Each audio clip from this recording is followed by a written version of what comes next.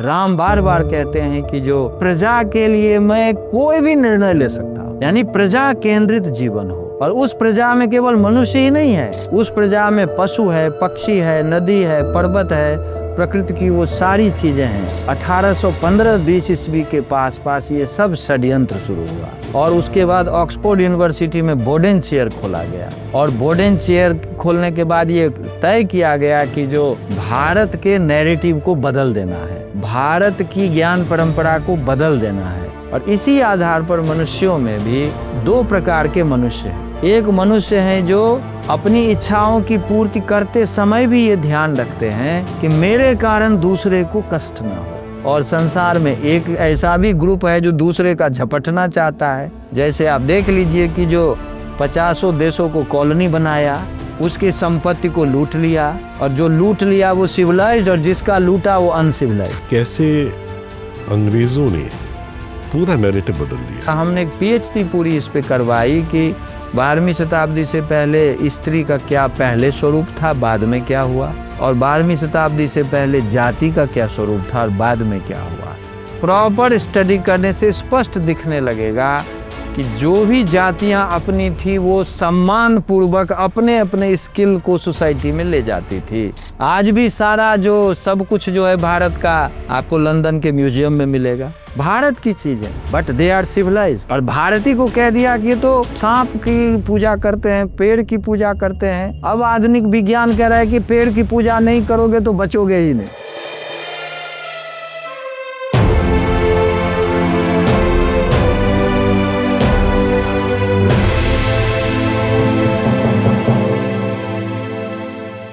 नमस्कार, प्राच्यम के the change makers show में एक बार आपका फिर बहुत बहुत स्वागत है। महाभारत में एक बहुत ही प्रसिद्ध प्रसंग आता है, वो है यक्ष युधिष्ठिर संवाद का।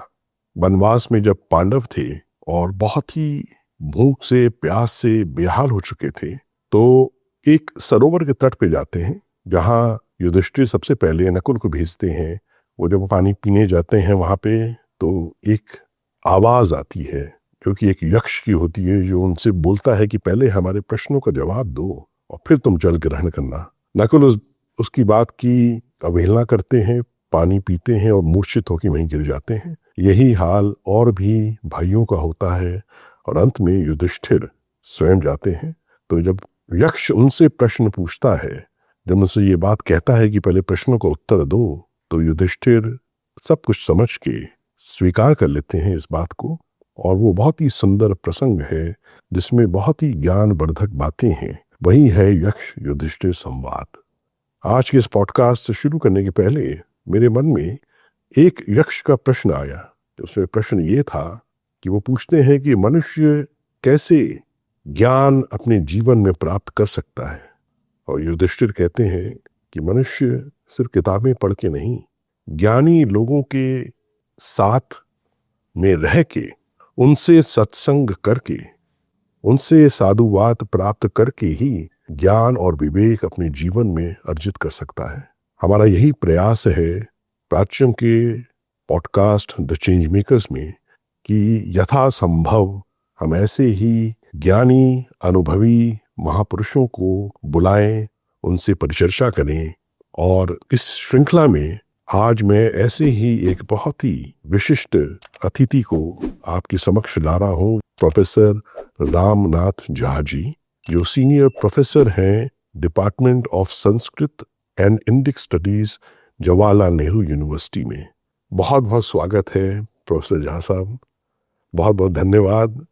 सबसे पहले हम शुरू करेंगे, आपने एक बड़ा महत्वपूर्ण योगदान किया और वो ये किया कि पूरे विश्व में, जो क्योंकि मैं पाश्चात्य की 2 यूनिवर्सिटीज़ में मेरा अध्ययन मैंने किया फिल्म मेकिंग में, लेकिन वहाँ के दोनों यूनिवर्सिटीज़ में मैंने देखा कि वहाँ पे हिंदू स्टडीज़ का कोई डिपार्टमेंट नहीं था, बौद्ध स्टडीज़ थे, इस्लामिक स्टडीज़ था। तो ये बड़ा कष्ट हुआ देख के। लेकिन मुझे यही मन में प्रश्न मेरे उठता था कि आखिर क्यों नहीं हिंदू स्टडीज़ के डिपार्टमेंट पूरे विश्व की यूनिवर्सिटीज़ में होने चाहिए। और भारत में नहीं था, बनारस में नहीं था, काशी हिंदू विश्वविद्यालय में नहीं था। ये आपका बहुत अद्भुत इस दिशा में एक अभूतपूर्व योगदान है। आप बताइए कि क्या वस्तु स्थिति थी पहले, और कि क्यों आवश्यक है कि डिपार्टमेंट ऑफ हिंदू स्टडीज हो, लोग हिंदू धर्म के विषय में और गहराई से जाने? सबसे पहले तो आपको बहुत बहुत धन्यवाद जो आपने मुझे एक बार पुनः अवसर प्रदान किया है। और जैसा कि आपका अनुभव है कि भारत में भी और विश्व स्तर पर भी सभी प्रकार की स्टडीज है, बुद्धिस्ट स्टडीज का है, इस्लामिक स्टडीज है, क्रिश्चियन स्टडीज है, लेकिन कहीं भी आपको हिंदू स्टडीज के बारे में एक एकेडमिक फॉर्मेट में इसका बहुत बड़ा अभाव था। और अभाव हो यह एक अलग बात है, लेकिन हिंदू स्टडीज के बारे में या हिंदू जीवन दर्शन के बारे में जहाँ भी कुछ चर्चा होती थी तो वहाँ पर वे लोग इस विषय को प्रस्तुत करते थे जो या तो हिंदू विरोधी हैं या फिर हिंदू परंपरा का उनको ज्ञान नहीं। तो इस प्रकार के व्यक्ति जब हिंदू जीवन दर्शन के विषय में क्लास में टीचिंग करते थे, रिसर्च में फॉर्मेट में लाते थे, तो वो वस्तुतः जो हिंदू का वास्तविक स्वरूप है उसके विपरीत बात जाती थी। और मैंने स्वयं भी कई बार अनुभव किया कि ऐसे ऐसे प्रोफेसर्स, ऐसे ऐसे लोग हिंदू के बारे में क्लास में डिस्कस कर रहे हैं जो एक तरह से समझें कि हिंदू के विषय को लाना तो दूर की बात है, एक तरह से वो हिंदू जीवन दर्शन को नेगेटिवली उसका प्रेजेंटेशन करने में उनका मूल लक्ष्य है। तो यह बहुत विचित्र बात है कि 115 करोड़ के आसपास हिंदू की जनसंख्या है और दुनिया में सबसे प्राचीन हिंदू की ज्ञान परंपरा है। और हिंदू जीवन दर्शन वह है जो एक तरह से आप कह सकते हैं कि भारत का जीवन दर्शन है। और भारत का जीवन दर्शन है वो कोई उसको जिस रूप में लें कि दुनिया आज भी इसको मानती है कि भारत का जीवन दर्शन ही मानवता की रक्षा करेगा, प्रकृति की रक्षा करेगा, एक सुखमय जीवन देगा, एक ऐसे वातावरण का निर्माण करेगा जहां सब अपनी बात रख सकता है, दूसरे की बात सुन सकता है। तो ये ऐसी अनेक विशेषताएं हैं जो हिंदू जीवन दर्शन में है, लेकिन इसके ठीक विपरीत सारी बातें आ रही थी। और दूसरा एक और भी पक्ष है, आज एक समय था कि हिंदू आर्थिक दृष्टि से बहुत संपन्न था, ये पूरा रिकॉर्ड पे है, और आज भी दुनिया की एक सशक्त इकोनॉमी के रूप में आगे बढ़ रही है। तो आर्थिक दृष्टि से जब हम समृद्ध हो रहे हैं या हम थे, तो उस दृष्टि से भी हमारा क्या जीवन दर्शन है जिससे हम आर्थिक दृष्टि से समृद्ध हुए, ज्ञान की दृष्टि से समृद्ध हुए। तो दुनिया को भी ये जानना चाहिए और भारत के लोगों को भी एक प्रामाणिक रूप में इसको समझना चाहिए। और सबसे बड़ी बात जो हमारी युवा पीढ़ी है जिसको इस तरह से ट्रेनिंग दी गई कि उनको जैसे लगता था कि जो हिंदू जीवन दर्शन का मतलब कुछ नहीं, तो इन सब को व्यवस्थित रूप से लाने के लिए हम लोगों ने, कई आचार्यों ने ऐसा सोचा कि यह आना चाहिए। और दूसरे शब्दों में कहें तो हिंदू जीवन दर्शन को लेकर जितने प्रश्न उठाए जाते थे, तो इन सब को ध्यान में रखते हुए हमने सबसे पहले काशी हिंदू विश्वविद्यालय से इसका आरंभ किया। क्योंकि महामना मालवीय जी जो थे वो स्वतंत्रता आंदोलन के समय में भी एक ऐसे जननायक थे, एक ऐसी प्रतिभा थे जो भारतीय जीवन दर्शन के अनुसार जिन्होंने अपने व्यक्तित्व का निर्माण किया और उसी जीवन दर्शन को आधार बना करके उन्होंने काशी हिंदू विश्वविद्यालय की स्थापना की। क्यों हिंदू विश्वविद्यालय की आवश्यकता पड़ी? काशी हिंदू विश्वविद्यालय जो है वो हिंदू के लिए पूर्ण रूप से है, और हिंदू का मतलब सनातन के लिए है, और सनातन का मतलब जो भारत में विचार विकसित हुए, क्योंकि मालवीय जी जो वैदिक, जो बौद्ध, जैन, सिख, इन सबको सनातन मानते थे। Awesome. तो इस दृष्टि से जो भारत का विचार है वो कैसे एक व्यवस्थित रूप में विश्वविद्यालय में आए और हमारे बच्चे पढ़ें उसको, उस पर शोध कार्य करें, और स्वयं भी, जैसे आपने कहा कि स्वयं भी एक उत्कृष्ट जीवन जिए।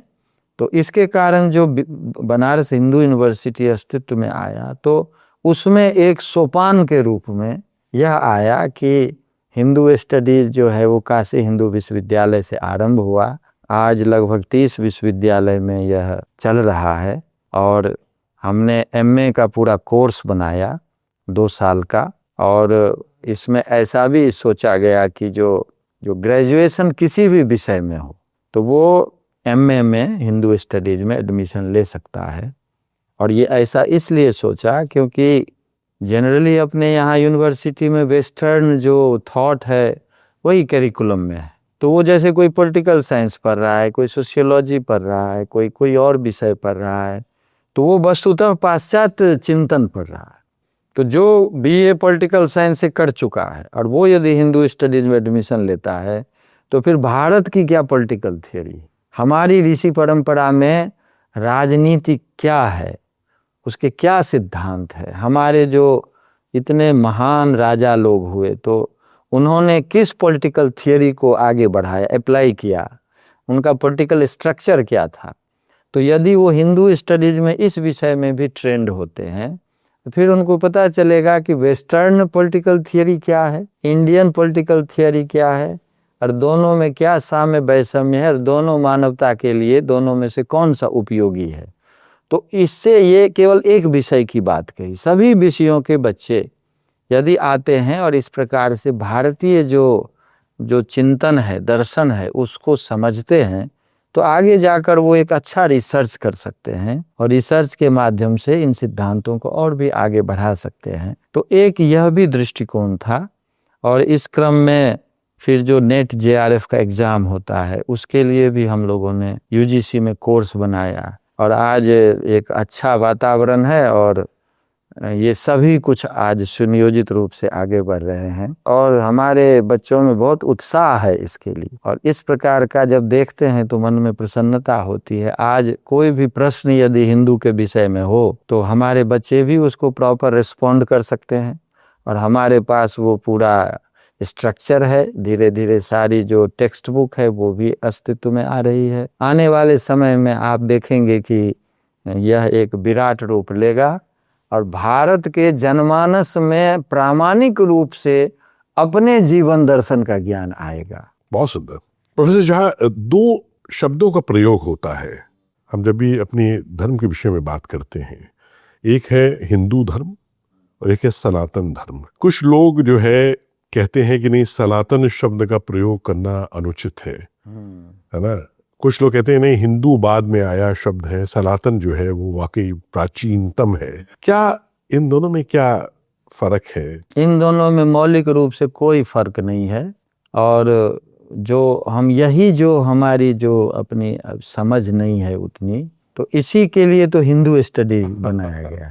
तो इसको सनातन स्टडीज भी कह सकते थे, लेकिन क्योंकि दुनिया ने और हमारे लोगों ने भी भारत के इस भौगोलिक जो स्वरूप है, वो बृहत्तर भारत भी आप कह सकते हैं, तो वहाँ एक संयोग है कि वहाँ एक ऐसा जीवन दर्शन विकसित हुआ जो जीवन दर्शन एक अलग है, वो दुनिया के और जीवन दर्शन से बिल्कुल भिन्न है, जो अनादिकाल से हमें प्रशिक्षित करता रहा है।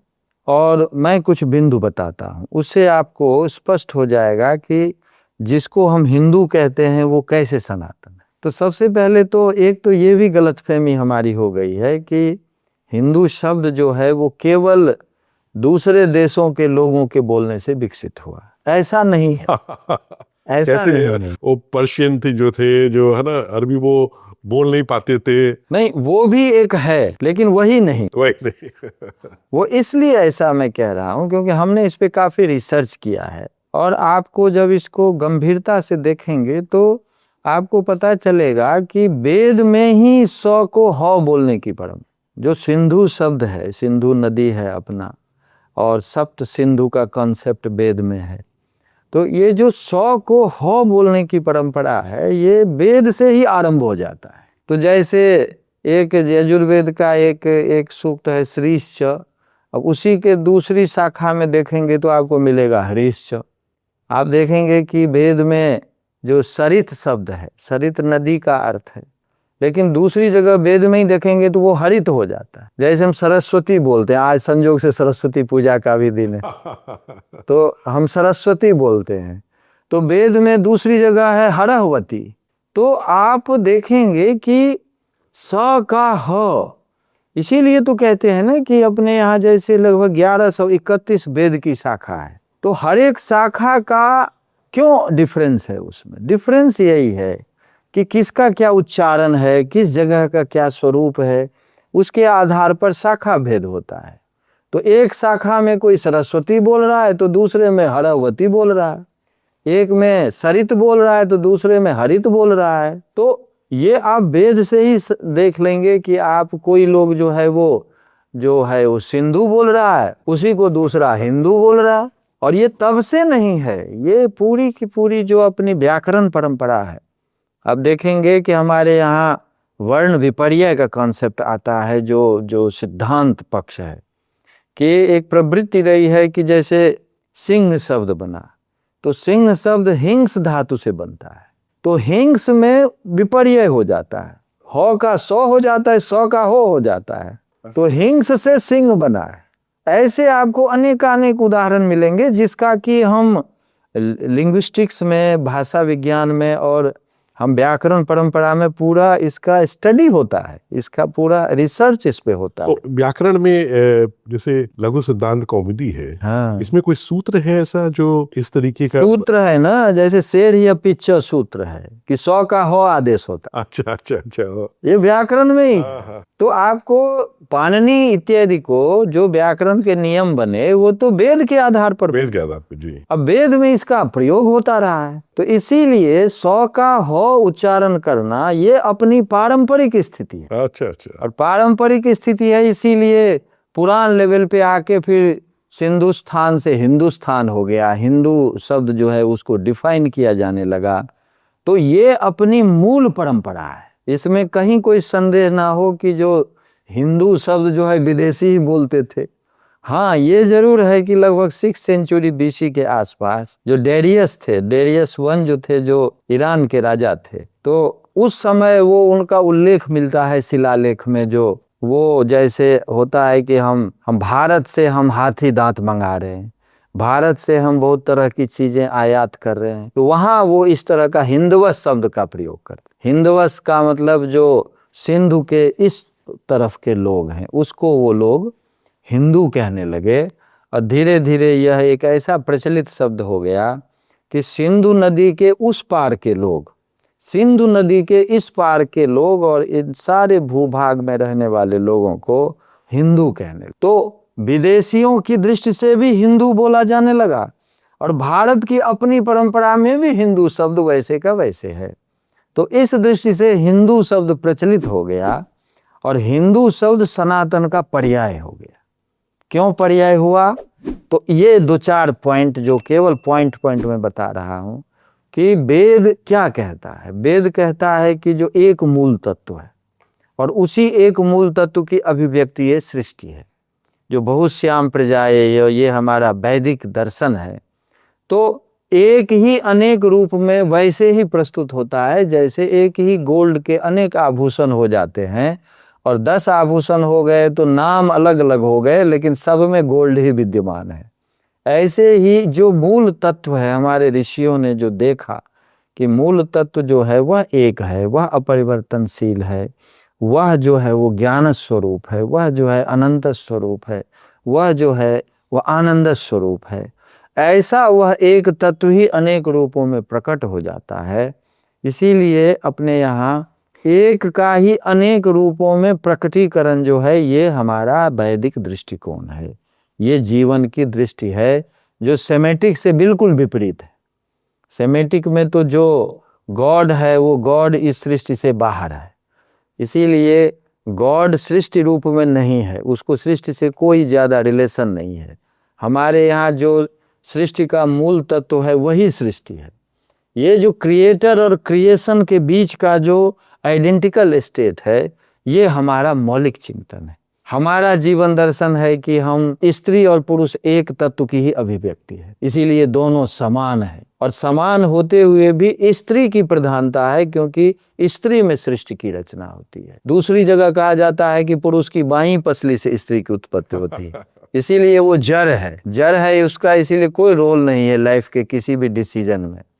तो स्त्री और पुरुष एक ही तत्व की अभिव्यक्ति है और सृष्टि स्त्री तत्व में हुई, इसीलिए हम शक्ति को मान और शक्ति के रूप में ही सृष्टि है। ये हमारा मौलिक दर्शन है। हम मानते हैं कि जो धर्म केंद्रित जीवन होना चाहिए। और धर्म क्या है? धर्म सृष्टि का नियम है, धर्म प्रकृति का नियम है, धर्म हमारे देश का नियम है, धर्म हमारे शरीर का नियम है, हमारे परिवार का नियम है। ऐसे नियम को समझना और उस आधार पर कर्तव्य निर्धारित करना और उसको करना, ये धर्म केंद्रित जीवन ऋषि का दर्शन है। हम ये मानते हैं कि जो एक ही तत्व जब अनेक रूपों में है तो अनेक प्रकार के विचार भी हो सकते हैं। तो सभी विचार का सम्मान होना चाहिए, परस्पर संवाद होना चाहिए और किसी से घृणा का भाव नहीं होना चाहिए। यही से शास्त्रार्थ परंपरा शुरू हुई जो आज तक चल रही है। हम मानते हैं कि जो स्त्री भी परम तत्व हो सकती है, पुरुष भी परम तत्व हो सकता है, सबकी पूजा हो सकती है।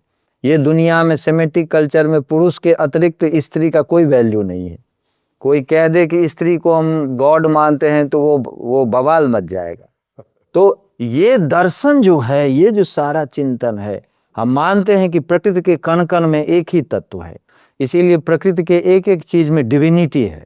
हम उसी तत्व को देखते हैं, इसीलिए हम प्रकृति के सभी तत्वों की पूजा करते हैं और हम पूजा करते हुए उन विभिन्नता में एकता का दर्शन करना चाहते हैं।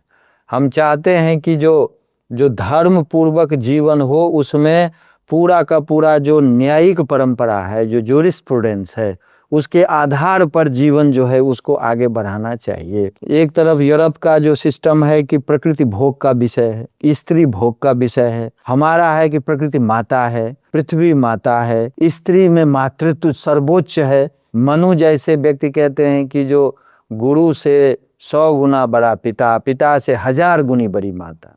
ये जो मातृसत्तात्मक चिंतन हमारा है, शक्ति की दृष्टि से हमने संपूर्ण जीवन को देखा है।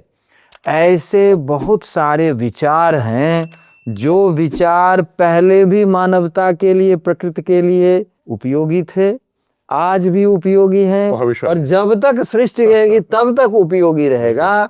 इसी को हम सनातन कहते हैं। सनातन यही है और यही सनातनता हिंदू का जीवन दर्शन है।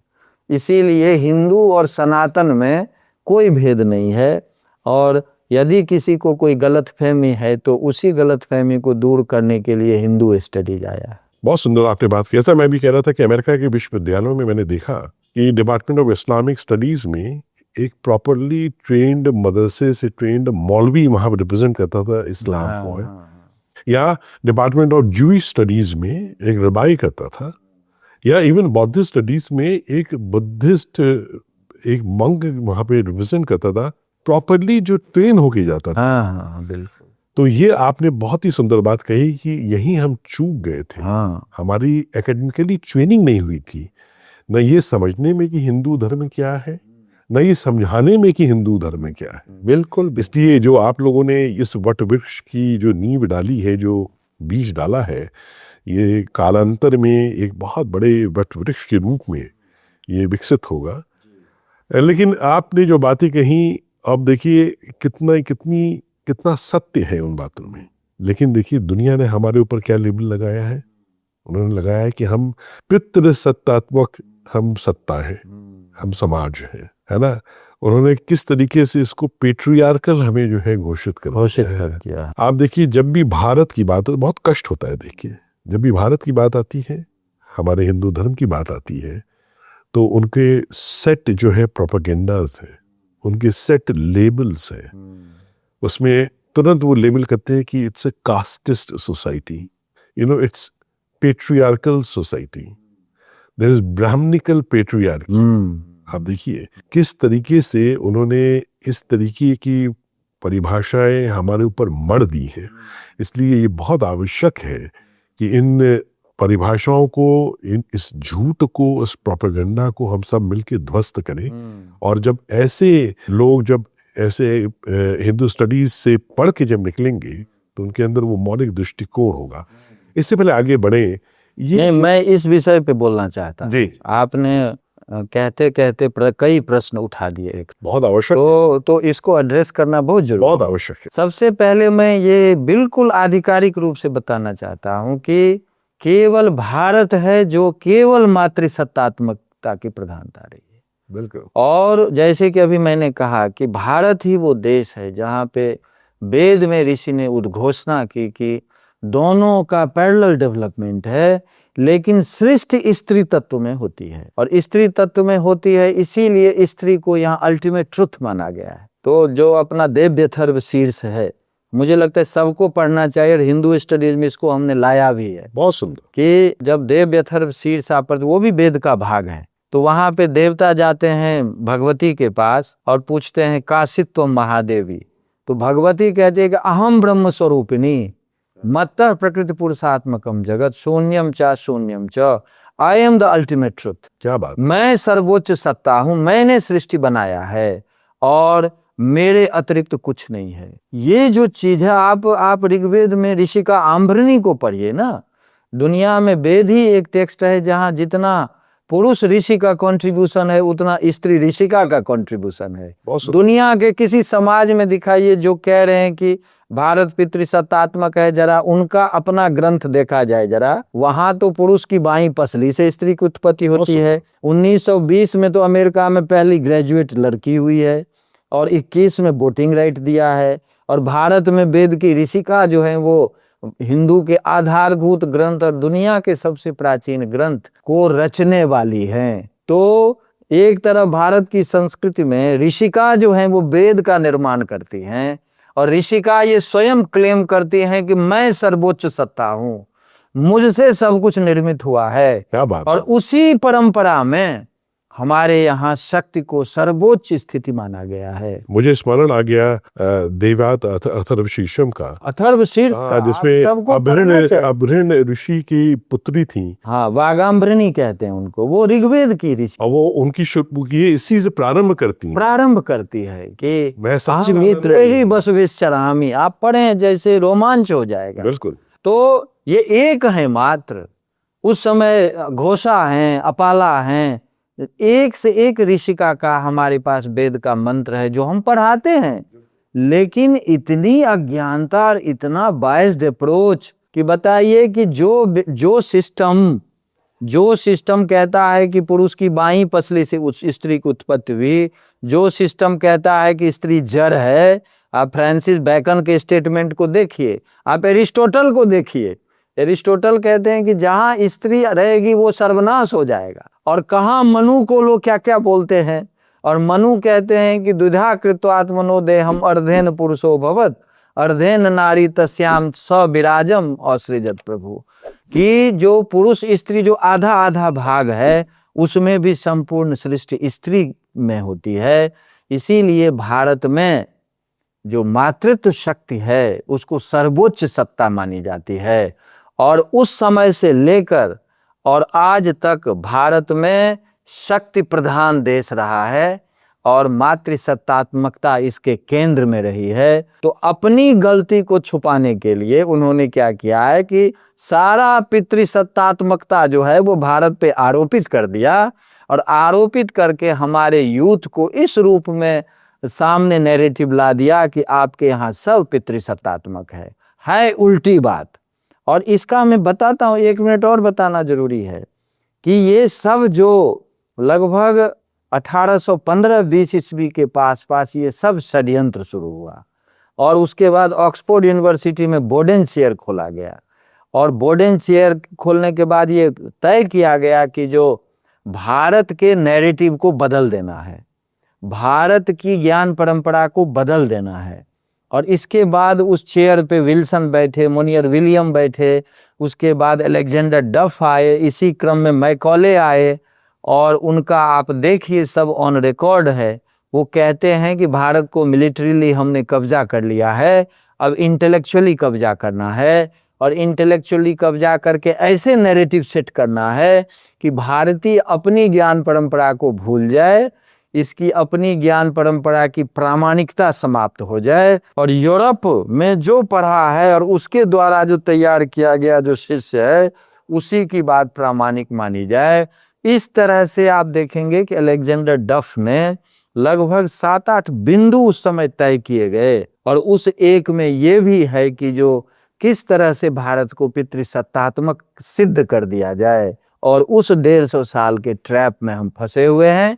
हमारे लोग अपना ग्रंथ पढ़ना छोड़ दिया, अपनी ज्ञान परंपरा को समझना छोड़ दिया, और 150 साल में जो नैरेटिव सेट किया यूरोपियंस ने, उसके आधार पर हम पूरे अपनी ट्रेडिशन का आकलन कर रहे हैं। तो मैं एकदम कह रहा हूं कि भारत पूर्णतः मातृसत्तात्मक परिवार को लेके चलता है।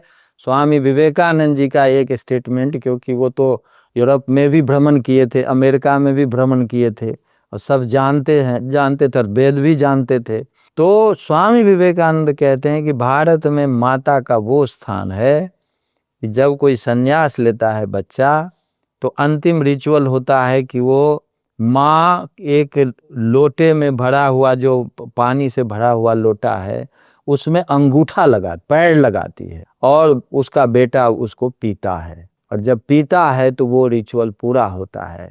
स्वामी विवेकानंद कहते हैं कि भारत में करोड़ों पुत्र माँ के पैर से छुए हुए पानी को पीने के लिए 100 बार तैयार रहता है। ये भारत की मातृसत्तात्मकता है। सन्यासी भी कोई बनता है तो आज भी यदि वो विवाहित है तो पत्नी जब तक आदेश नहीं देगी तब तक वो सन्यास नहीं ले सकता, और यदि अविवाहित है तो माँ जब तक आदेश नहीं देगी तब तक सन्यास नहीं ले सकता। सन्यास लेने में पिता के आदेश की कोई आवश्यकता नहीं। तो आप यदि पूरा देखें तो भारत आरंभ से मातृसत्तात्मक है, और थ्रू आउट आज भी है, आज भी व्यवहार में आपको दिखेगा। लेकिन उन लोगों ने जो नैरेटिव सेट किया उसमें हम उलझ गए हैं। इस उलझन से निकालना भी हिंदू स्टडीज का प्रयोजन। बहुत सुंदर। और जो और लेबल लगाए हैं, है ना, थोड़ा उसके विषय में बताइए। कास्टिस्ट सोसाइटी, हाँ, हम जातिवाद करते हैं, इस तरीके का जो लेबल लगाया है, थोड़ा सा प्रकाश इस पे भी डाल। A quick pause. Every story we create at Prachyam is born from deep passion for Bharatiya culture and heritage. To help us continue this Anushthan, please be a part of this. Subscribe to this truly Bharatiya OTT at www.prachyam.com or scan this QR code of prachyam.org to donate for this cause. Your support helps us keep this cultural journey alive. Be a part of this dharmic resurgence. Every drop counts. Now, back to your experience. जय श्री राम। हाँ, यह भी एक विषय है। हमने Hindu studies में वर्ण, जाति और कास्ट, ये भी एक बिंदु रखा हुआ है कि हमारे बच्चे जो हैं इसको समझें ठीक से। देखें, भारत में शुरू से वर्ण व्यवस्था है, और वर्ण व्यवस्था तो चॉइस बेस्ड है। वर्ण शब्द का अर्थ ही है वर्ण वृणोते है, जो यास का निरुक्त है, जो पहली बार वेद के शब्दों की व्याख्या करता है। तो कहता है वर्ण का मतलब ही है कि आप अपने स्वभाव के अनुसार जीवन में जो भी कार्य करना चाहते हैं उसमें आपकी जो वृत्ति होती है वही आपके वर्ण को तय करता है। इसीलिए वेद में कई मंत्र मिलेंगे जहाँ एक ही परिवार में कई प्रकार के वर्ण मिलेंगे आपको, क्योंकि आपके स्वभावानुसार जो प्रोफेशन है उसको लेकर वर्ण को आगे बढ़ाते हैं। तो 4 वर्णों में सब कुछ है, और 4 वर्णों में जो स्वभावानुसार है, इसी क्रम में आप देखेंगे कि कुछ जाति जो है उद्भूत होता है। अब वो जाति क्या है, तो ये सब का सब स्किल बेस्ड जो एक सोसाइटी डेवलप होती है वो धीरे धीरे जाति का रूप लेती है। जैसे आप देखेंगे कि स्वर्णकार है, गोल्ड स्मिथ है, तो स्वर्णकार जो है वो स्वर्ण से आभूषण बनाता है, वो स्किल डेवलप करता है। तो वो धीरे धीरे ऐसा सोचने लगा कि मेरा जो बच्चा हो उसी को स्किल में ट्रेनिंग देना है, और अपने ही परिवार में ये सारी चीज़ें रहे, क्योंकि ये सारी चीज़ें आर्थिक स्थिति से जुड़ी हुई है। ये स्किल बेस्ड है और सुबह से लेकर रात तक ये अर्थ से जुड़ा हुआ है। तो ऐसे करके लगभग 35 से 40 जाति आपको दिखता है कि डेवलप होता है, जो धीरे धीरे अपने स्किल के कारण एक ग्रुप धीरे धीरे डेवलप करता जाता है। और आपको आश्चर्य भी लगेगा कि जैसे वाल्मीकि रामायण देखिए, अब वाल्मीकि रामायण में जब भरत जाते हैं राम से मिलने के लिए, तो वहां पर वाल्मीकि स्पष्ट करते हैं कि जो राज्य का एक ऑर्डर इशू होता है, कहते हैं कि सभी वर्ण के लोगों को और जाति को आप बुलाओ, उसको आमंत्रित करो। और क्यों आमंत्रित करो कि राजा भरत चित्रकूट तक की यात्रा करेंगे, तो उसकी जितनी व्यवस्था है, उसके जो जो स्किल्ड लोग हैं वो सब आए और उस व्यवस्था को देखें। और साथ में लिख दिया है कि उसमें ब्राह्मण हो, क्षत्रिय हो, वैश्य हो, शूद्र हो, सभी जो हो उनका सम्मान के अनुसार उनके रहने की, भोजन की, सबकी व्यवस्था किया जाए। तो आप उसमें पूरा ध्वनि देखेंगे कि हर एक व्यक्ति अपने स्किल के अनुसार उसमें वो निष्णात है और उसका एक ही जैसा सम्मान है, एक ही जैसी सारी व्यवस्था है। तो ऐसे करके जो कुछ जातियां अपने आप उद्भूत हुई है, वो जाति आपको 35 से 40 मिलेंगे 10वीं 12वीं शताब्दी तक। और उसमें थोड़ा आपस में धीरे धीरे, जब जैसे कारपेंटर है तो कारपेंटर का विवाह हो गया गोल्ड स्मिथ से, गोल्ड स्मिथ का विवाह हो गया किसी दूसरे जो जाति है उससे, तो इसके कारण आपको मैक्सिमम 12वीं शताब्दी तक 70 के आसपास जाति मिलेंगे। और उसके बाद गौरी जी का पदार्पण होता है, और पदार्पण के बाद जो भारत से जो हिंदू का शासन समाप्त होता है, उसके बाद आज आपके पास लगभग 6000 जातियां हैं। और इन जातियों में ऐसी ऐसी जाति विकसित होती है जिसका शास्त्र में नाम ही उल्लिखित नहीं है। तो ये जो बीच का कालखंड है, इसमें जाति अनेक प्रकार के विकसित हुए। वो पारिस्थितिक जो एक डेवलपमेंट था ना, कि जैसे बहुत लोगों को कन्वर्ट करना है, तो वो यदि नहीं माना तो उसको ऐसे काम में लगा दो जिससे कि लोग उससे थोड़ा डिस्टेंस मेंटेन करें। तो ऐसे अनेक जातियां बनती गई है। तो ये सारा का सारा हमने एक पीएचडी पूरी इस पे करवाई कि 12वीं शताब्दी से पहले स्त्री का क्या पहले स्वरूप था, बाद में क्या हुआ, और 12वीं शताब्दी से पहले जाति का क्या स्वरूप था और बाद में क्या हुआ। तो आपको प्रॉपर स्टडी करने से स्पष्ट दिखने लगेगा कि जो भी जातियां अपनी थी वो सम्मान पूर्वक अपने अपने स्किल को सोसाइटी में ले जाती थी, और उसके आधार पर वो अर्थोपार्जन करती थी, और इससे समाज समृद्ध होता था। लेकिन अंग्रेजों ने ये जो अलेक्जेंडर डफ की सारी प्लानिंग हुई, मैकॉले की प्लानिंग हुई, आप अचानक उसमें देखेंगे कि पोर्चुगीज टर्म है कास्टा, पोर्चुगीज टर्म है। और 18th 19th सेंचुरी में जब ये लोग दूसरी जगह जाने लगे, वहां पे कैसे कब्जा किया जाए इसकी सारी व्यवस्था की, उसी में पुर्तगाल के लोग कोई किसी और देश चले गए, किसी दूसरे देश चले गए, तो वहाँ इनका फिर जो है वो मैरिज सब होने लगा। अब मैरिज होने लगा तो पुरुष पुर्तगाल का, स्त्री किसी और देश की, कहीं स्त्री यहाँ की तो पुरुष दूसरे जगह की, और इस तरह से वहाँ एक रेशियल स्ट्रक्चर डेवलप हो। रेशियल स्ट्रक्चर लगभग 16 ऐसे रेशियल स्ट्रक्चर उन्होंने आइडेंटिफाई किया, जिसके आधार पर वो कास्टा शब्द का प्रयोग करने लगे। तो अपने रेशियल यानी सुपीरियोरिटी एस्टैब्लिश करने के लिए यहाँ पर अलेक्जेंडर डफ, मैकॉले, और बाद में ये सब को ध्यान में रख के ये प्लानिंग किया गया कि अब भारत के जो ये जाति व्यवस्था है, जो पूरा का पूरा स्किल बेस्ड और वर्ण प्रोफेशन बेस्ड, इनको कास्ट में कन्वर्ट कर दिया जाए। और आप समझें कि पुर्तगाल का रेशियल स्ट्रक्चर भारत पे इम्पोज कर दिया गया, और हर्बर्ट रिस्ले को ये जिम्मेदारी दी गई। हर्बर्ट रिस्ले ने इन सारी चीज़ों को बदलते हुए अंत में 1901 का सेंसस कास्ट के आधार पर कर दिया। तो अपनी जो जाति व्यवस्था है, आप जब पढ़ेंगे तो इतना वेल स्ट्रक्चर्ड ये व्यवस्था है कि समाज में सभी लोग एक दूसरे के स्किल का प्रयोग कर रहे हैं, एक दूसरे के कॉम्प्लीमेंट्री के रूप में काम कर रहे हैं। और यही तो कारण था ना कि भारत सोने का चिड़िया था। भारत को सोने का चिड़िया किसने बनाया, कैसे बनाया? इसी स्किल बेस्ड जो पूरी टेक्निक थी और टेक्नोलॉजी थी, उसके आधार पर भारत धन धान्य से संपन्न रहा। ट्रेडर जो थे वो दुनिया में ट्रेड करते थे, तो वहाँ से वेल्थ लाते थे। और हमारे यहाँ के जो लोग स्किल बेस्ड लोग थे, वो सब स्किल के थ्रू सोसाइटी में एक फाउंडेशन का काम करते थे और अर्थोपार्जन करते थे। आप समझें कि इस व्यवस्थित स्थिति को तोड़ के इसको वो रेशियल स्ट्रक्चर के बेस पे वर्ण और जाति को कास्ट शब्द में प्रयोग कर दिया। और 1901 का जो सेंसस है वो आज तक भारत को कास्ट लेके चल रहा है। और न किसी को जाति का अध्ययन करना है, न किसी को वर्ण का अध्ययन करना है। अब कास्ट के कलर में हमने सबको रंग दिया है।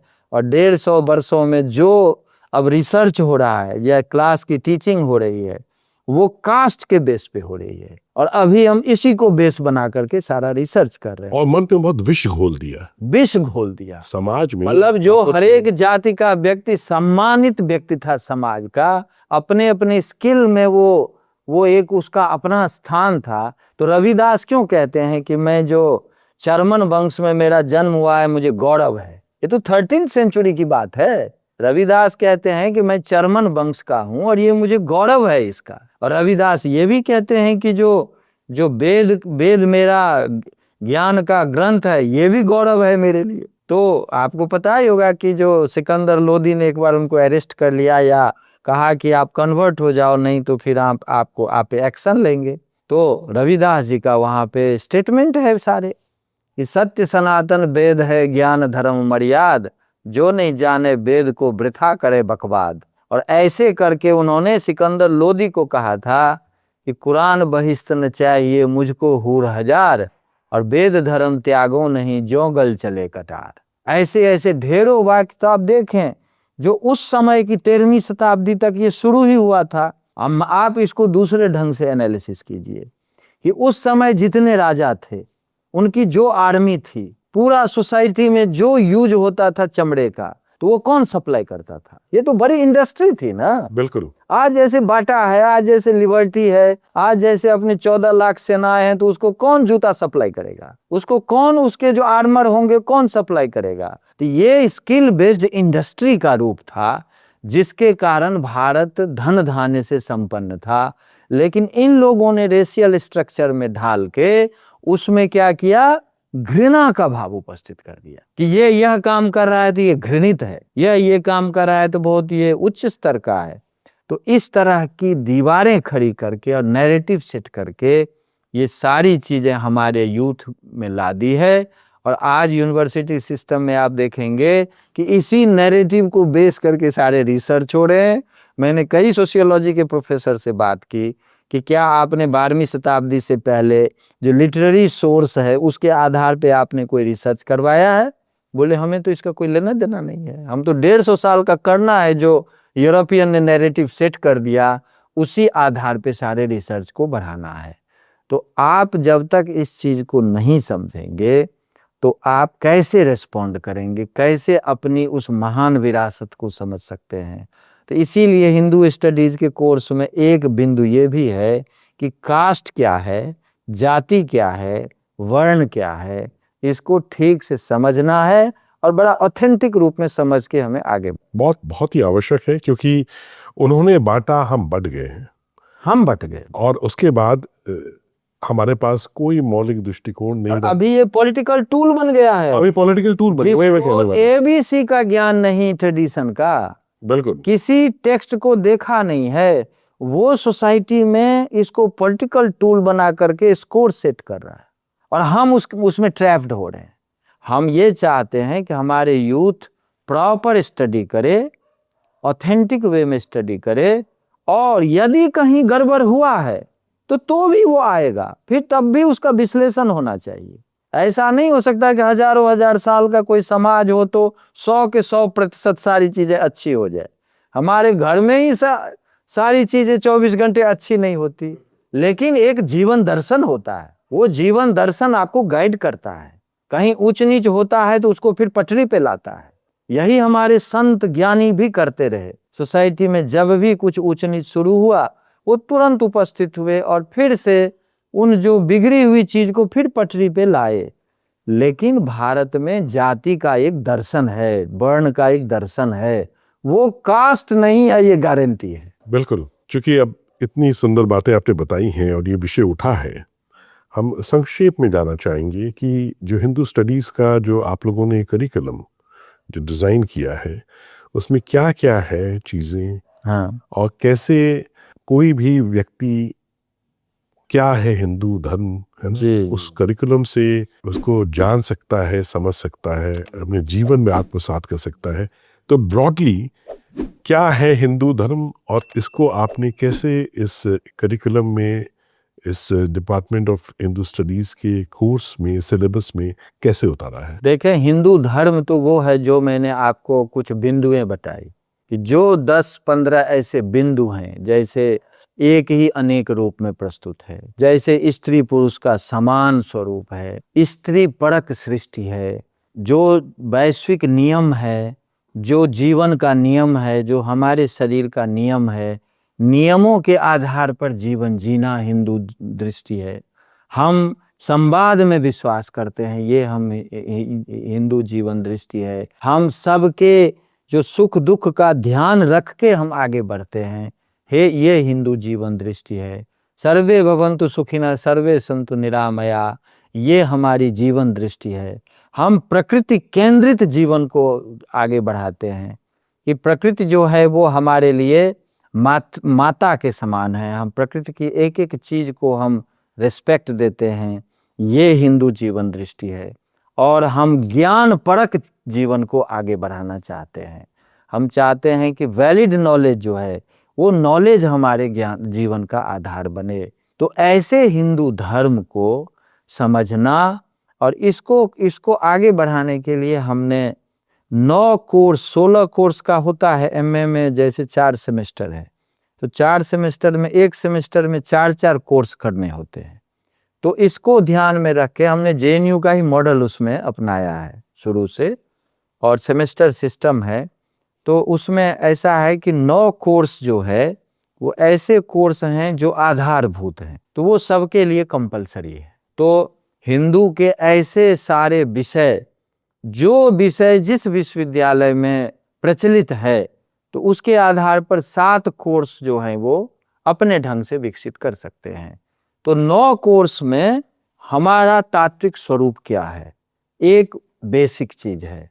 हम क्या, सत्य क्या चीज है, सत्य को कैसे डिफाइन करेंगे, और हमारे जो वैदिक हैं, जो बौद्ध हैं, जो जैन हैं, सिख हैं, तात्विक दृष्टि से क्या देखते हैं, वो इसका प्रॉपर स्टडी होना चाहिए। हमारी वाद परंपरा है, हम संवाद में विश्वास करते हैं, तो पूरी वाद परंपरा या जो शास्त्रार्थ की परंपरा है, डायलॉग की परंपरा है, उसका पूरा स्ट्रक्चर क्या है, हम इस पे हम चाहते हैं हमारे बच्चे ट्रेंड हो। हमारी प्रमाण व्यवस्था है, प्रमाण व्यवस्था का मतलब है कि हम ऐसा कोई भी नॉलेज एक्सेप्ट नहीं करते जिसका कोई प्रोसेस नहीं हो, साइंटिफिक प्रोसेस नहीं हो। तो प्रोसेस ओरिएंटेड नॉलेज जो है, हम इसको हम जानना चाहते हैं, तो इसीलिए प्रमाण पे एक पूरा कोर्स है। हम ये भी चाहते हैं कि 90% से ज़्यादा जो हिंदुइस्ट यानी हमारे जो ग्रंथ हैं वो संस्कृत में है, इसीलिए एक कोर्स संस्कृत भी है उसमें, कि जब तक आप संस्कृत के वाक्यों की संरचना नहीं समझेंगे तब तक आप ओरिजिनल सोर्स तक नहीं जा सकते। हम ये भी चाहते हैं कि जो रामायण और महाभारत जो है वो हमारे हिंदू ज्ञान का व्यवहार शास्त्र है, कि जो वैदिक चिंतन है, जितनी बातें मैंने बताई है, उसको रामायण में लोग कैसे जीते हैं, कैसे राम जो हैं वो भगवान राम इन सारी चीज़ों का प्रयोग करते हैं जीवन में। जो कहते हैं ना कि जो राम विग्रहवान धर्म, राम धर्म के विग्रह हैं, तो कैसे विग्रह है, कैसे इन सारी चीजों को वो जीवन के एक एक चीज में अप्लाई करते हैं, कैसे ज्ञान होने से कैसे त्याग पूर्वक जीवन हो, सभी संबंधों का आदर हो, और राष्ट्र के लिए जीवन न्यौछावर करने की वृत्ति हो, प्रजा केंद्रित जीवन हो। राम बार बार कहते हैं कि जो प्रजा के लिए मैं कोई भी निर्णय ले सकता हूं, यानी प्रजा केंद्रित जीवन हो। और उस प्रजा में केवल मनुष्य ही नहीं है, उस प्रजा में पशु है, पक्षी है, नदी है, पर्वत है, प्रकृति की वो सारी चीजें हैं। तो ये जो दृष्टि है, उस दृष्टि का व्यवहार में कैसे प्रयोग हुआ है, और जो इस दृष्टि का उल्लंघन किया है उसका परिणाम क्या हुआ है, तो रामायण में इस चीज का प्रयोग है। ऐसे महाभारत है, हमारे जीवन का व्यवहार शास्त्र है। वो ऐतिहासिक ग्रंथ होने पर भी हमें ये बताता है कि यदि द्रौपदी का चीरहरण होगा तो ये लॉलेसनेस का क्लाइमेक्स है, यानी धर्म का उल्लंघन हो रहा है। और धर्म का जब उल्लंघन होगा तो भीष्म जैसे व्यक्ति क्यों न हो, द्रोण जैसे व्यक्ति क्यों न हो, उनको भी इसका परिणाम भुगतना पड़ेगा। तो ये जीवन के जितने पक्ष हैं, उन पक्षों को हमारे लोगों ने कैसे जिया है और आज हमारे लिए कैसा आदर्श है। तो रामायण महाभारत इतना बड़ा ग्रंथ, इतना जीवन की शिक्षा देने वाला ग्रंथ, यूनिवर्सिटी में इसका कहीं कोई बहुत पढ़ाई ही नहीं है। तो ये रामायण पे अलग कोर्स है। उसको तो माइथोलॉजी बता दिया ना, अंग्रेजों ने रामायण और महाभारत को मिथ वही तो उनके स्ट्रेटजी का पार्ट है ना, क्योंकि उनका मिथ है सब कुछ। मिथ का मतलब कल्पना पर आधारित है, उसमें कोई वैलिडिटी नहीं है। तो इसीलिए हमारी जो अष्टादश विद्या में, हिंदू जीवन दर्शन में जो वैदिक विद्या है वो अष्टादश विद्या है। तो अष्टादश विद्या में वो भी कोर्स में है हमारा। थोड़ा सा बताइए उसकी थोड़ा विस्तार में, जो अष्टादश ये हमारे दर्शक जो है वो बहुत उनको अच्छा लगे। अष्टादश विद्या में 4 वेद है, जैसे वेद व्यास जी ने 4 वेद, वेद का मतलब नॉलेज होता है, नॉलेज मतलब भौतिक का विषय का ज्ञान और कॉन्शियसनेस का ज्ञान, आत्मा का ज्ञान, इन दोनों को मिला करके ज्ञान है। तो ऐसे ज्ञान ग्रंथ जो दुनिया का सबसे प्राचीन ग्रंथ है, हमारे ऋषियों ने उसको डेवलप किया। लेकिन कालांतर में आप देखेंगे कि जो वेद व्यास जी के जो पिता हैं पराशर, तो पराशर तक वैदिक ऋषि है, उसके ठीक बाद व्यास जी का उद्भव होता है। तो व्यास जी ने क्या किया, फिर जो भी ज्ञान था पूरे भारत के गुरुकुलों में उसको इकट्ठा किया और उसको इकट्ठा करके आवश्यकता अनुसार उनको 4 भागों में विभाजित कर दिया। इसीलिए वेद 4 हो गए, ऋग्वेद, यजुर्वेद, सामवेद, अथर्ववेद। ये जो है अपना 4 ज्ञान परंपरा है, क्योंकि वो आधारभूत तत्व है। अब डिटेल में आप कहेंगे तो मैं जाऊंगा, लेकिन थोड़ा सा, क्योंकि वेद में क्या है, जैसे ऋग्वेद है, तो ऋग्वेद जो है उसमें विशेष रूप से देवता का उल्लेख। और देवता कहते किसको है? देवता हमारे यास कहते निरुक्त में कि देवः दानात्। देवता वो है जो देने में विश्वास करता है। देवता वो है जो दूसरे के सुख को ध्यान में रखते हुए अपनी इच्छाओं की पूर्ति करता है। तो प्रकृति के वो तत्व जो अनवरत हमें देने में लगे हैं, जैसे पृथ्वी से हमें सब कुछ मिलता है, तो पृथ्वी की जो भी चीजें हैं वो देने वाली चीज हैं, इसीलिए पृथ्वी को हम देवता मानते हैं। ऐसे ही जल है, आप देखें कि वाष्पीकरण होता है, एक सर्टेन हाइट पे वो वाष्प जाता है, वहाँ फ्रीजिंग होती है, और उसके बाद जो खारा जल समुद्र का है वो मीठा जल के रूप में प्रस्तुत हो जाता है। ये जो प्रकृति का तात्विक स्वरूप है, इसको जल देवता कहते हैं, क्योंकि इसके बिना हमारा सर्वाइवल नहीं है।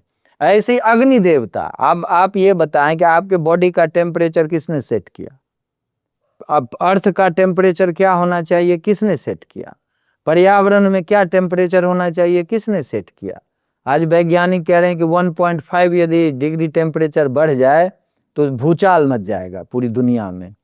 ये जो सेट करने वाला जो प्रकृति का तत्व है उसी को हम अग्नि देवता कहते हैं। कि 21% ऑक्सीजन ही क्यों है हवा में, उसको सेट किसने किया है? वैज्ञानिक का शोध है कि 25% तक यदि ऑक्सीजन बढ़ जाए तो भी समस्या है। वृक्ष है उसमें अपने आप आग लगने लगेगी, और यदि 21% से कम हो जाए तो समस्या है। इसको सेट करने वाला तत्व जो है उसको हम वायु देवता कहते हैं। तो आप देखेंगे 33 देवता का मतलब है कि प्रकृति के इन सारे तत्वों का जो रूप है वो अनवरत हमारे लिए 24 घंटे लगे हुए हैं और देते हैं, इसीलिए ये सभी देवता हैं। और इसी आधार पर मनुष्यों में भी 2 प्रकार के मनुष्य हैं। एक मनुष्य है जो अपनी इच्छाओं की पूर्ति करते समय भी ये ध्यान रखते हैं कि मेरे कारण दूसरे को कष्ट ना हो, मेरे कारण प्रकृति की समस्या ना हो। तो जो देने की वृत्ति वाले लोग हैं वो दैवी वृत्ति के लोग हैं, उसको देव कहते हैं। और संसार में एक ऐसा भी ग्रुप है जो दूसरे का झपटना चाहता है। जैसे आप देख लीजिए कि जो 50 देशों को कॉलोनी बनाया, उसके संपत्ति को लूट लिया, और जो लूट लिया वो सिविलाइज्ड और जिसका लूटा वो अनसिविलाइज्ड। आपको ऐसा ज्ञान कहीं मिलेगा? हमारे शशि थरूर जी ने भाषण दिया था, वो YouTube पे है, सबको देख सुनना चाहिए। आप समझ लीजिए कि भारत में पहले से 10वीं शताब्दी तक 33% इकोनॉमी दुनिया की, 16वीं शताब्दी तक 24% दुनिया की इकोनॉमी, और अंग्रेज जब लौट के गए तो 3%। तो वो किस लिए आए? आज भी सारा जो सब कुछ जो है भारत का आपको लंदन के म्यूजियम में मिलेगा, भारत की चीजें, बट दे आर सिविलाइज्ड। और भारतीय को कह दिया कि ये तो इनको तो सांप की पूजा करते हैं, पेड़ की पूजा करते हैं। अब आधुनिक विज्ञान कह रहा है कि पेड़ की पूजा नहीं करोगे तो बचोगे ही नहीं। तो आप देखिए कि कैसे विज्ञान ने सिद्ध किया कि प्रकृति की सुरक्षा यदि करनी है तो अब यूएनओ कहता है कि गो बैक टू वुड्स। अब वो उसका ईयर का स्लोगन होता है। यानी कुल मिला के भारत की जो जीवन पद्धति है, हिंदू की जो जीवन पद्धति है, यूएनओ का ये पोजीशन है कि इसी से पर्यावरण बच सकता है, इसी से सब कुछ ठीक रह सकता है। तो ये जो सारी वृत्ति है ना, इसी को अपने यहाँ देव कहते हैं। तो देवता का मतलब ये नहीं कि हम त्रिशूल लेके घूम रहे हैं, देवता का मतलब देने की वृत्ति विकसित हो। तो भारत इस दर्शन में विश्वास करता है, हिंदू इस दर्शन में विश्वास करता है। इसीलिए हिंदू अटैक नहीं किया कभी पे, न किसी का जबरन धन लूटा और न किसी को जबरदस्ती कन्वर्ट किया। हम देने में विश्वास करते हैं, हम जबरदस्ती लेने में विश्वास नहीं करते। तो ये जो सारा देव तत्व का वर्णन है, ये ऋग्वेद का है। यजुर्वेद जो है वो कर्म से अभ्युदय की प्राप्ति हो, कर्म से हमें धर्म को भी जानना है, कर्म से हमें धर्मानुरूप धन भी कमाना है, कर्म के आधार पर हमें धर्म के अनुरूप इच्छाओं की भी पूर्ति करनी है।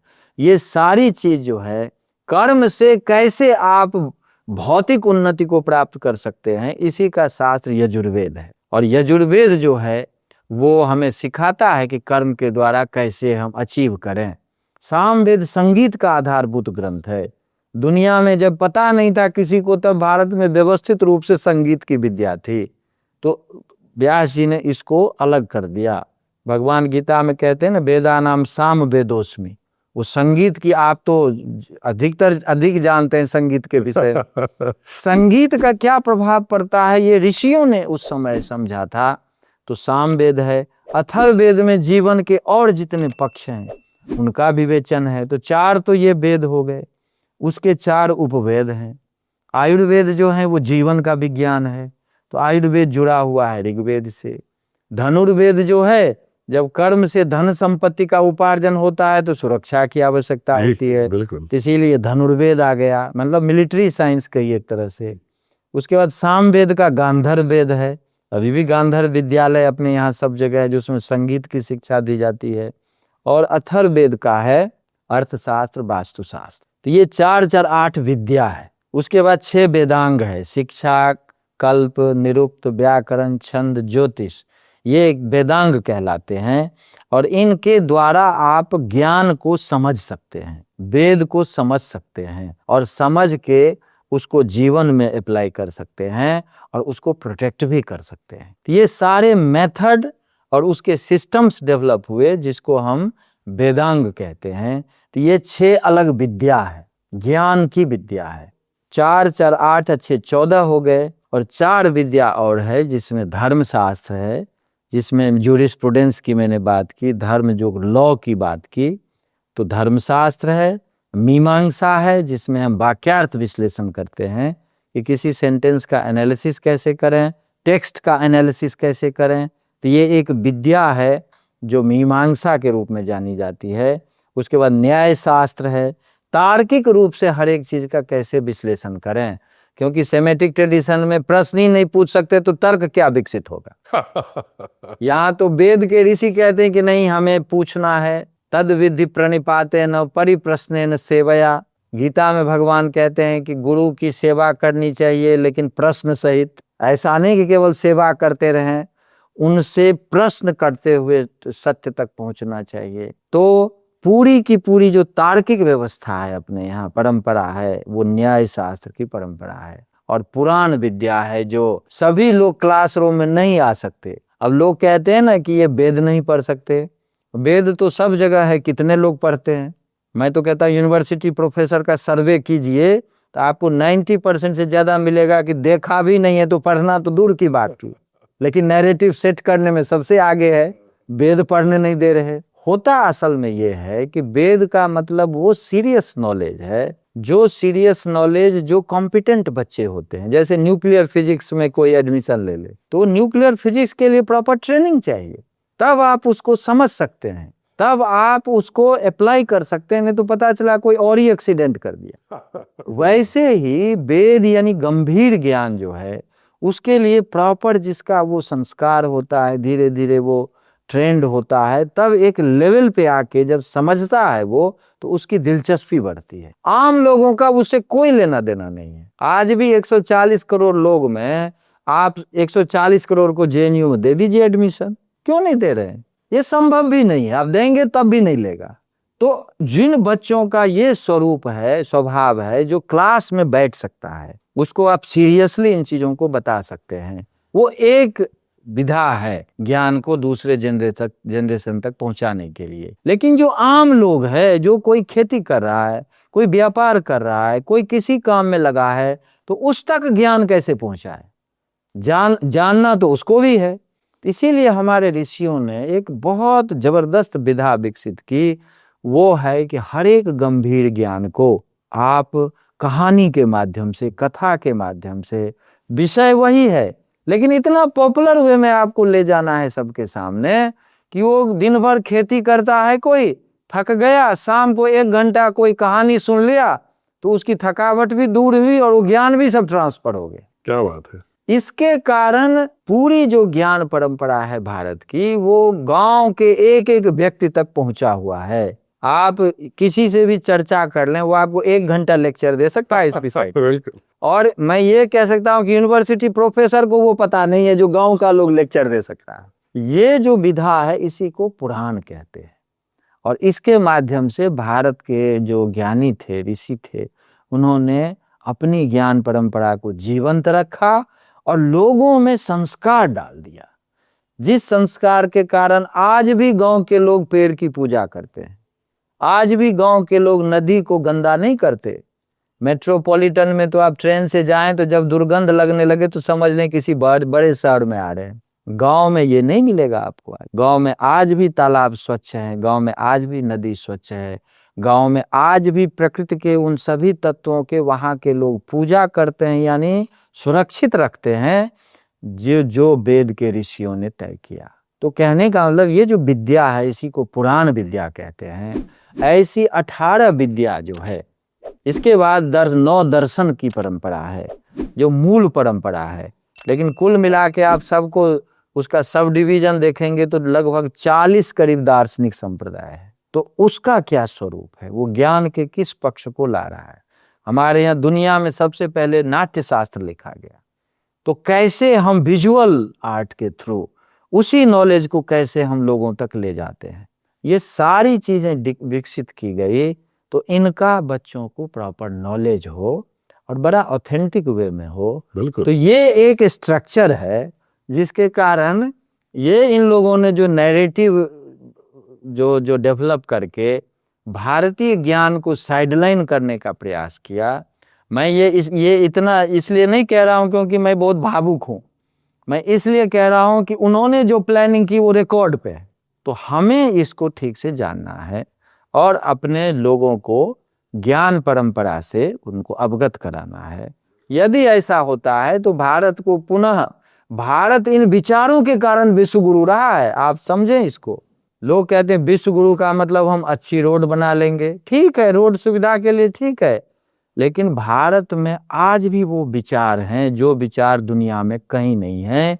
इन विचारों का जो निर्माण हुआ, इनको लोगों ने जो समझा और उन विचारों को दुनिया में प्रचारित करने का काम किया, ये भारत का सनातन ज्ञान है।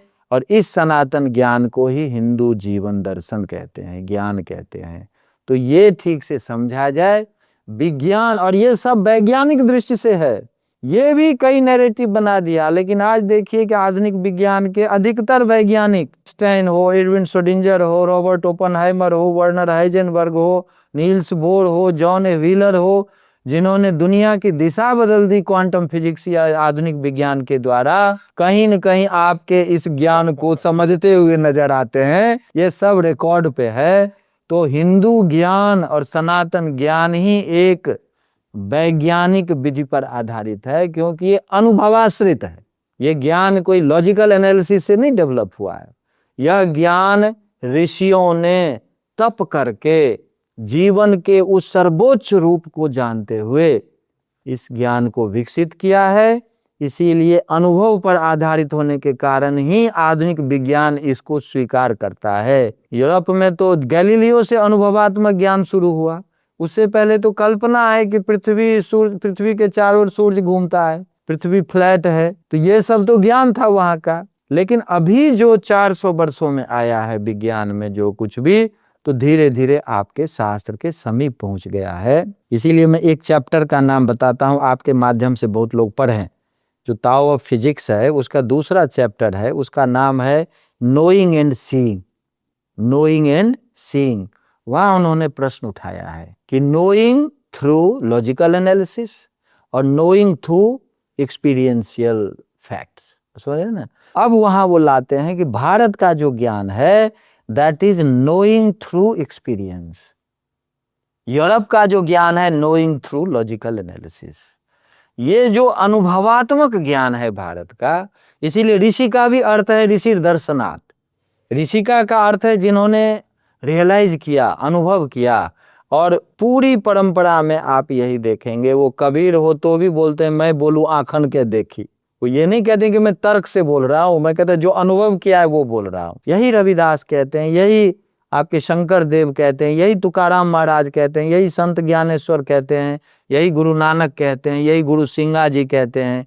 सारे लोग आपको एक ही भाषा बोलते दिखेंगे। तो ये फिट जब कापड़ा कहते हैं कि भारतीय ज्ञान जो है दैट नोइंग थ्रू सीइंग, देख कर, ऋषि कहते हैं न ते ध्यान योगानुगता अपश्यन, जब वो ट्रुथ को तो देखा, लॉजिकली कंक्लूड नहीं किया, तो अनुभव पर आधारित होने के कारण ही आधुनिक विज्ञान में जो एक्सपेरिमेंट बेस्ड फैक्ट्स आया है वो अनुभव से मैच कर रहा है। इसीलिए वो इस चैप्टर को लिखे हैं कि नॉलेज थ्रू एक्सपीरियंस और नॉलेज थ्रू लॉजिकल एनालिसिस। हमारे यहाँ भी लॉजिक को लोग बहुत महत्व देते हैं, लेकिन वह लॉजिक चाहिए जो अनुभव तक ले जाए। अब वो अनुभव केवल स्थूल नहीं, सटल वर्ल्ड का अनुभव, कॉजल वर्ल्ड का अनुभव, अल्टीमेट ट्रुथ का अनुभव। बहुत सुंदर। प्राच्यम इसी दिशा में प्रयास कर रहा है। जो अद्भुत ज्ञान परंपराएं हैं भारत की, जो ऋषि परंपरा है, जो उनका दर्शन है, और ये जो अष्टादश जो विद्याएं हैं, इनको कैसे सरलता से, सहजता से हम लोगों तक पहुंचाएं, इसको संप्रेषित करें और पूरे विश्व में विस्तार करें, कैसे युवाओं तक इसको पहुंचाएं, और उसको फिल्म के माध्यम से। और मैं आपको एक बात बताऊं, आपने बहुत सुंदर बात कही, आपने नाट्य शास्त्र की बात कही। हमने नाट्य शास्त्र का अध्ययन किया है, क्योंकि मुझे लगा कि हमने आधुनिक फिल्म मेकिंग तो सीखी है, लेकिन हमारे ऋषि मुनियों ने क्या कहा है, और उससे मुझे बहुत सहायता मिली। कैसे प्रभावशाली तरीके से अपनी बात को आप पहुंचा सकते हैं, संप्रेषित कर सकते हैं। तो ये अद्भुत जो है, हम तो कहेंगे ज्ञान का ये अनंत एक सागर है हमारे पास है। आपने नाट्यशास्त्र की बात की, ऐसे ही बहुत और विधाएं हैं, विद्याएं हैं, शास्त्र हैं। थोड़ा सा प्रकाश अगर डालें। 64 कला है, जैसे 64 कला जो है वो अपने यहाँ जितने स्किल्ड बेस्ट जो चीजें थी उसी को हमारे लोगों ने कला के रूप में ला दी। तो कला का मतलब जैसे पाक कला जी। अब देख रहे हैं ना, जो महाभारत में चर्चा आती है कि जब ये अज्ञातवास में थे तो भीम जो थे वो तो कुक का काम जी। क्योंकि वो पाक कला के मर्मज्ञ थे। जो द्रौपदी थी वो सैरेंद्री बन गई, और सैरेंद्री बन के आज के समय में जिसको आप ब्यूटी पार्लर कहते हैं, तो वो उनकी वो सजावट करती थी। तो आप कोई जो है जो नकुल सहदेव है, कोई घोड़े को कैसे उसको ट्रेन किया जाता है, उसका कैसे किया जाता है। हमारे यहाँ ये सारा सिस्टम रहा है और इसमें सारी चीज थी, तभी तो भारत 33% इकोनॉमी शेयर करता था। जिस समय लोगों को खाना नसीब नहीं होता था, उसको पता नहीं कि क्या खाने की चीज है, एक तरफ रेगिस्तान, दूसरी तरफ बर्फी जमा हुआ है, तो न खाना न पीना न संस्कृति न सभ्यता। वो उस समय भारत दुनिया को इकोनॉमी में दुनिया का एक प्रमुख केंद्र था। बिल्कुल। तो ये किसके कारण? इन सब स्किल के कारण और जीवन दर्शन के कारण। हमारे लोग देखें कि भारत में ज्ञान का मतलब है त्यागपूर्ण जीवन। हमारा वैदिक दर्शन है कि कण कण में ईश्वर निवास करते हैं, इसीलिए हमें अपने अस्तित्व को भी इसी में बचाना है, लेकिन प्रकृति से उतना ही लेना है जितना हमारे लिए नीड है। हमारा दर्शन है कि प्रकृति से उतना लेना है, क्योंकि प्रकृति को हम माँ बोलते हैं। माता से बच्चा लेता है, उतना ही लेता है जितने में माता को कोई संकट न आए और हमारा भी जीवन यापन हो। ये जीवन दृष्टि हमारी है। तो ऐसा जब था तो हम धन धान्य से संपन्न थे, लेकिन हम त्यागपूर्ण जीवन में भी विश्वास करते थे और यही कारण था कि लोक कल्याण की तरफ लोग प्रवृत्त होते थे, समाज में संतुलन बना रहता था। तो ये दृष्टि हमारी थी। बहुत सुंदर। जैसा मैंने कहा कि कैसे अंग्रेजों ने पूरा नैरेटिव बदल दिया। हमारे अंदर जो है, जो आत्म गौरव था अपने ज्ञान अपनी परंपराओं के प्रति, उसको विनष्ट कर। और तीसरा ये कि कैसे उन्होंने ये लेबल्स लगा दिए, हमारे इतिहास को मिथ बना दिया, माइथोलॉजी बना दिया। और जिसके विषय में मैं भी आपसे पूछना चाहता हूँ कि बहुत ही विकसित जो सैद्धांतिक वैज्ञानिक दृष्टिकोण वाले शास्त्र थे, जैसे तंत्र शास्त्र है, उसके बारे में कितनी भ्रांतियां फैला दी। उसको बोला कि ब्लैक मैजिक है ये कोई चीज बड़ी कुत्सित है ना, ये तो करना नहीं चाहिए। थोड़ा तंत्र शास्त्र के विषय में थोड़ा प्रकाश डालें हैं।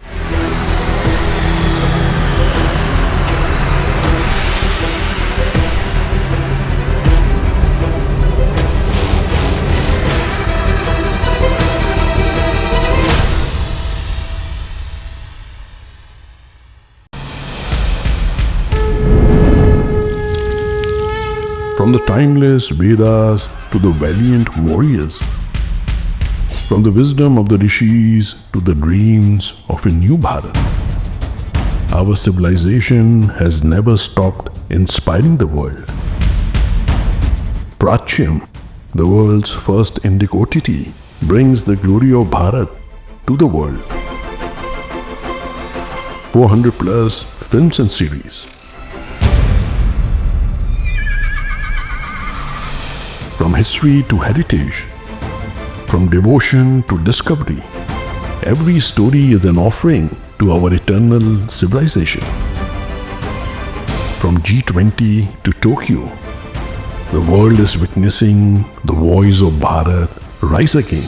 बहुत बड़ी सनातन की सेवा हो रही है, ज्ञान का पुनरुद्धारण का कार्य है। Prachyam is doing an amazing job. 60 साल में हमने जो खोया को वापस लाने का काम कर रहा है। आपका ये प्रयत्न ईश्वर की आराधना ही है। Your contribution is not a donation. It is an ahuti in this Mahayagya of the Indic Renaissance.